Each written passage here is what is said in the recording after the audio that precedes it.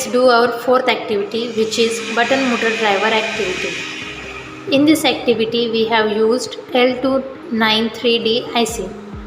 This is our motor driver IC, which is a very powerful component that acts as a bridge between the microcontroller and the motor.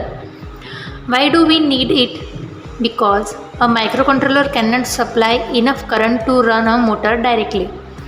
That's where the motor driver comes in. It takes small control signals and delivers that require power to drive motors. To understand how microcontroller controls DC motor using motor driver IC and how we can change motor direction and speed. So in this activity we have used the L239D motor driver IC, the BO motor and the microcontroller on the trainer kit board. So the L239D is like a traffic controller for current. It directs electricity to flow into the motor in one direction for forward motion and reverse it for backward motion. It works on the H-bridge principle, where switches decide the direction of current through the motor. Logic 1 plus logic 0, motor runs forward, and logic 0 plus logic 1, motor runs backward, and when logic 0 plus logic 0, the motor stops.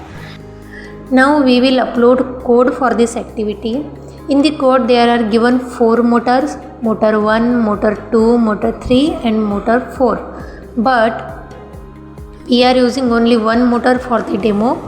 So apply the same process, select the board and select the port and then upload the code.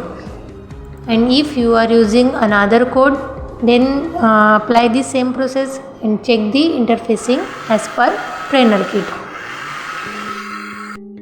After uploading the code, we will see how it works. The motor turns in forward and backward direction and then stop. From this activity we learned how to control DC motor safely using motor driver. It's the foundation for building robotic cars, conveyor belts and automated machines.